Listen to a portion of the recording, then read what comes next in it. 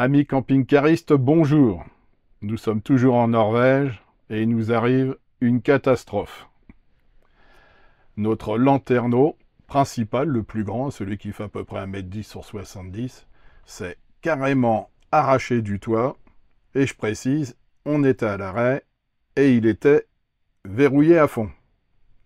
Je vais revenir sur les circonstances, comment j'ai réparé. Ça peut être utile pour certains, donner des idées si ça arrive, parce qu'apparemment ça arrive souvent.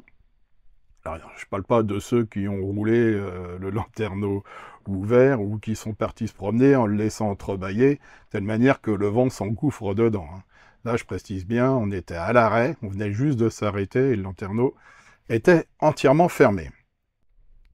Donc, ce que vous voyez à l'écran, c'est tout le parcours que nous avons fait depuis notre départ de Paris. Alors ceux qui ont regardé la vidéo sur le Cap Nord savent, nous sommes partis de France, on a traversé l'Allemagne, on a traversé la République tchèque, on est rentré dans les pays baltes, Lettonie, Estonie, tout ça. On a traversé Helsinki, nous avons remonté toute la Finlande, pour aller jusqu'au Cap Nord et redescendu la Norvège en faisant tous les fjords.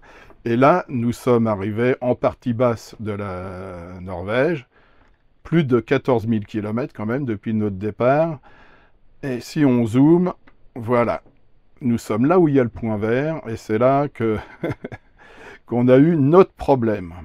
Alors, qu'est-ce qu'il y a dans cette zone-là? Juste avant d'arriver à ce point vert, vous voyez à l'écran, vous avez l'église en bois, la plus grande église en bois de Norvège à Edal.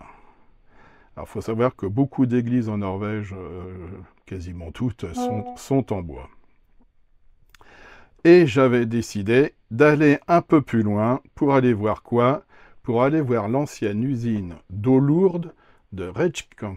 Je ne sais pas si ça se prononce bien comme ça, je vais revenir dessus. C'est là, pendant la guerre, qu'était fabriquée l'eau lourde qui aurait permis aux Allemands de travailler sur la bombe atomique. Et les Alliés et la résistance locale ont décidé de bombarder l'usine. Donc on va revenir sur où ça se situe exactement. Alors cette usine de fabrication d'eau lourde se situe à Rjukan. Je ne sais pas si je prononce bien. C'est là où vous voyez la flèche verte, le petit carré vert. C'est là où est située l'ancienne usine d'eau lourde. Pourquoi cet emplacement-là? Parce que ça nécessite la fabrication d'eau lourde d'énormément d'énergie électrique. Et là, il y a une usine hydroélectrique qui permettait d'alimenter tout le concept de fabrication d'eau lourde. Voilà. Le petit trait rouge, la petite flèche rouge là, avec le petit carré rouge, c'est l'endroit où la résistance a fait sauter le train. Alors les Allemands avaient décidé de transporter, après les bombardements qui avaient détruit l'usine, mais pas le stock, ils avaient décidé de transporter l'eau lourde donc, sur un train jusqu'au lac, et de mettre les wagons d'eau lourde sur un bateau pour l'emmener vers l'Allemagne. Et la résistance a fait sauter le train, enfin le bateau, et le train dans le lac. Alors il y a plein de films là-dessus. Je suppose que vous avez certainement vu ces films-là. Alors au niveau du carré rouge, se situe aussi on voit l'ancienne rampe pour aller dans le bateau, la ligne de chemin de fer. Je vais vous faire voir ça de suite. Si on zoome donc sur le complexe de fabrication d'eau lourde, vous avez un parking, c'est là où il y a la flèche verte. Vous passez un pont suspendu et après, il faut grimper jusqu'à l'usine et on y va à pied. Et je vous garantis que moi qui ai des problèmes respiratoires, j'ai eu du mal à monter. Donc les personnes qui ont du mal à se déplacer, je déconseille. Il y a un dénivelé peut-être de 200 ou 300 mètres à monter. Il y a l'ancienne route qui fait tous les lacets. Donc pour monter là-haut, il faut soit se taper l'ancienne route goudronnée, ou soit prendre dans la forêt un chemin avec des escaliers. Enfin, je suis arrivé en haut, j'étais mort. mais ça vaut le coup d'être vu, pour ceux qui aiment bien sûr visiter ce genre de choses. Ce que je vais vous faire voir là, c'est le pont suspendu. Voilà. Ici, c'est l'intérieur du musée. Alors, il faut savoir que comme l'usine a été bombardée, en vestige, il reste un peu de fondation. Bon, on voit ce qui reste, mais il ne reste pas grand-chose, hein. Et ça coûte quand même 280 couronnes norvégiennes pour entrer, c'est-à-dire à peu près 26 €. Enfin, en ce moment. Ça fait cher. Surtout que... Alors, ils ont mis des ascenseurs hein, dans le musée, mais avant de prendre des ascenseurs, il faut monter là-haut. Mais bon, voilà. Et là, ce que je vais vous montrer, c'est la rampe au niveau donc, du lac. Sur la gauche, il y a un ancien bateau qui, à l'époque, transportait les passagers. On voit les citernes d'eau lourde sur un train, avec la rampe à gauche. Et ici, le bateau et l'ensemble, c'est au niveau du chargement. Et ça, vous retrouvez ça dans le film, enfin dans les films sur la zone. Donc, si on revient à mon petit problème, ça se situe justement là où on a stationné, entre l'usine d'eau lourde et le lac. Et il faut savoir que cette route, elle est encastrée entre deux montagnes. Maintenant que la partie touristique est terminée, revenons au lieu où ça s'est produit. On a choisi donc ce spot avec Park Fortnite. Le spot se situe exactement dans le village, entre l'usine, l'ancienne usine d'eau lourde, et le lac. Si on regarde ce que disait l'application, que les places de parking réservées aux mobilhomes, bon, ok, dans un parc avec aire de jeu, et quand vous regardez la photo, ça paraît très bien. Et si on regarde la photo suivante, avec derrière une zone avec de l'eau, hein, c'était relativement sympa. Sauf que ce qu'on ne voit pas sur les images, c'est qu'on est à 20-30 mètres des habitations juste en face, les pavillons. Et ça, en arrivant avec mon épouse, on s'est dit, on va pas rester à dormir ici, face aux maisons, c'est pas bien, malgré que ça soit autorisé. Donc, on s'était arrêté et on était en train de regarder s'il y avait d'autres spots sur l'application, quand d'un seul coup, ça s'est assombri, ça s'est mis à souffler, la flotte est descendue, et on a entendu un bruit énorme. J'ai cru qu'il y avait un arbre ou des branches qui étaient tombées sur le toit du camping-car. Et non, mon épouse m'a dit, regarde, il y a le toit qui s'envole. Et effectivement, le skidome, hein, le lanterneau, s'est décroché et est parti, je sais pas, X mètres du camping-car. Donc je suis sorti le récupérer. Mais bon, les dégâts étaient faits. Et je précise bien, hein, c'était fermé. Le skidome était fermé, il n'y avait pas de fenêtre d'ouverte, rien du tout dans le camping-car où l'air aurait pu s'engouffrer, hein. Il était hermétiquement fermé.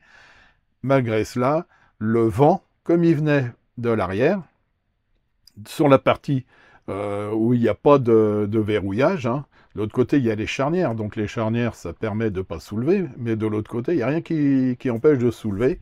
Ça a soulevé, l'air s'est engouffré, puis c'est parti. Bon.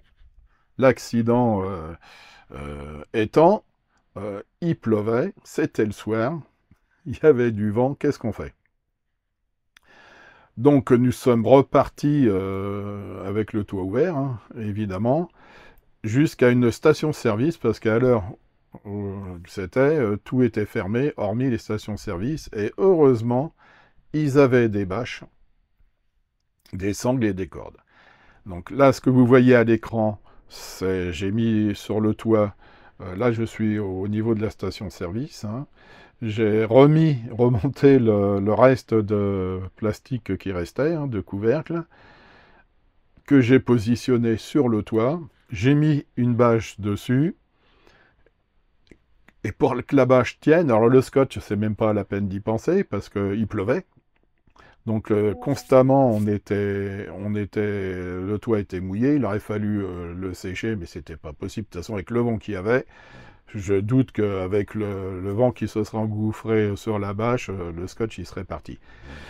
Donc, j'ai acheté des cordes, j'ai fait le tour et j'ai acheté un système de sangles avec un système mécanique là, qui tend les sangles. Et j'ai accroché les cordes à chaque extrémité et j'ai mis 3 rangées de cordes.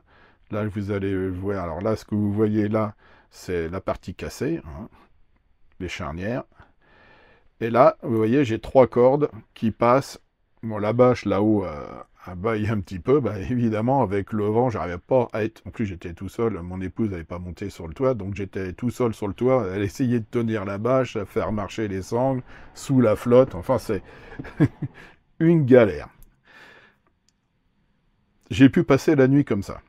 Mais c'était pas possible que ça dure plus longtemps.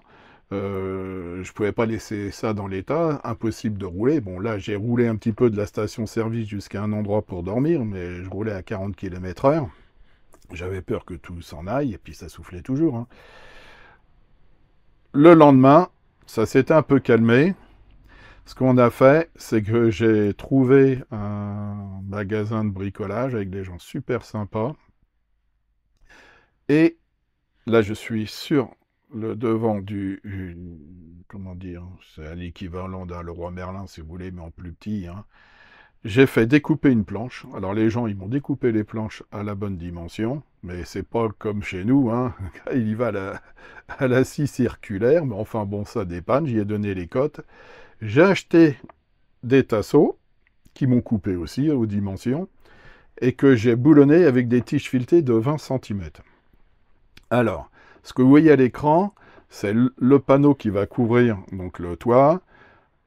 Les tasseaux, ça permet de les mettre côté intérieur. Entre chaque...